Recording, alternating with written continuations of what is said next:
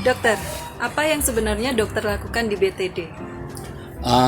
Gini ya, kita ini kan hampir sebagian besar termasuk ibu juga jatuh dalam dua kondisi bidang keuangan. Yang pertama adalah sudah bekerja keras bertahun-tahun, penghasilannya segitu-gitu aja, dan sebagian lagi sudah berpenghasilan besar bertahun-tahun, tabungannya segitu-gitu aja. Saya masuk yang kedua, saya tidak tahu ibu yang mana.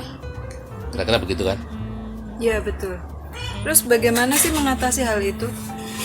Para motivator kan menyarankan kita berbisnis atau menjalankan usaha yang sesuai dengan passion kita.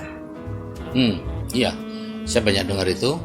Tapi kalau kita melakukan hal yang seperti itu, maka yang terjadi adalah hanya berubah dari miskin tipe 1 tadi ke miskin tipe 2. Karena apa? Karena yang namanya passion itu sesuatu yang sudah ada di bawah sadar.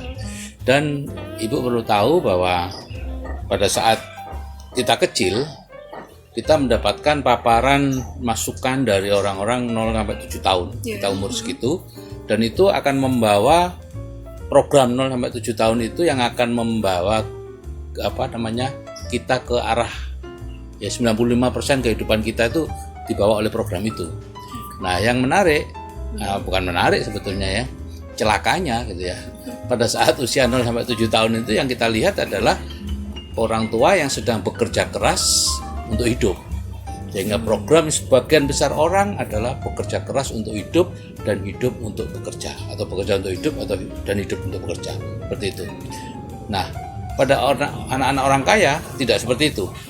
Hidup nyaman, programnya uang datang terus. Nah, itulah yang kita lakukan di BTD. Kita lakukan reprogramming, menggantikan program kerja keras untuk hidup menjadi hidup nyaman.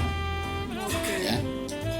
Dengan cara mendengarkan 2 audio terapi bawah sadar yang kita bagikan secara gratis di BTD. Selama 2 minggu mendengarkan itu. Oke, sebelumnya terima kasih nih dok, bisa menyampaikan secara langsung sekarang saya. Oke, untuk 2 minggu itu apakah cukup sih dok untuk yang sudah puluhan tahun selama ini kami rekam dalam kehidupan kami? 2 minggu itu untuk reprogrammingnya ya. Nah, sebagian kecil orang ada yang dengan reprogramming itu saja dia sudah bisa menemukan jalannya sendiri karena mungkin program awalnya tidak buruk-buruk amat. Tapi sebagian besar orang masih membutuhkan bimbingan untuk betul-betul bisa mencapai apa yang ada di dalam 2 ATBS tadi, yaitu penghasilan pasif 100 juta sebulan. Jadi program 2 minggu ini cukup, tapi nggak cukup sebenarnya. Terus gimana tuh kelanjutannya dok? Nah, iya, kelanjutannya ya kita membimbing mereka untuk mencapai penghasilan pasif 100 juta sebulan itu sesuai dengan yang ada di ATBS. Kita bimbing tindakannya, kita bimbing kebiasaannya, kita rubah, semuanya dirubah. Karena dari cara berpikir akan keluar tindakan akan menjadi kebiasaannya diulang-ulang jadi karakter. Kita rubah sampai karakternya berubah menjadi siap untuk mendapatkan penghasilan pasif 100 juta sebulan.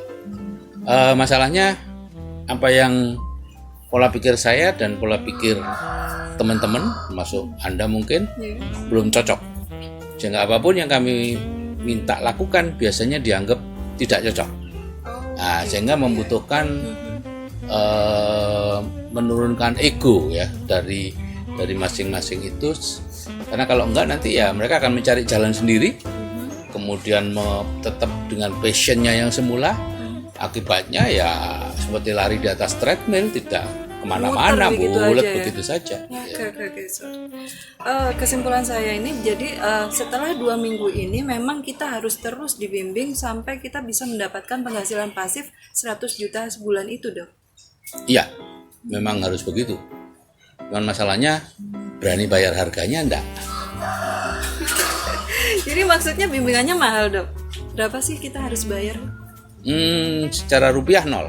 Kita membimbing secara gratis. Gitu. Tapi yang saya maksud mau membayar harganya adalah harga ego, yaitu melupakan hal-hal yang Anda tahu tentang keuangan, tentang bisnis yang dulu Anda anggap benar, itu dilupakan ya, semuanya harus dilupakan. Nah, kalau enggak nanti ya nggak bisa. Ini kan sesuatu yang baru. Penghasilan pasif 100 juta sebulan itu nggak ada dalam impian manapun di belakang kita. Sesuatu yang baru. Jadi lupakan apa yang Anda tahu. Itu yang akan jadi kunci sebetulnya untuk keberhasilan Anda. Saya jadi ingat tuh film di Marvel, salah satu adegan dari yang dikatakan Baron Modor kepada Dr. Stranger. Lupakan semua yang Anda tahu. Ya, seperti itu kira-kira. Oke. Terima kasih waktunya, dokter. Sama-sama.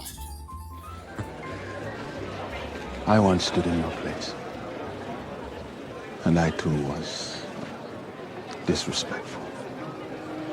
So might I offer you some advice? Forget everything you think you know.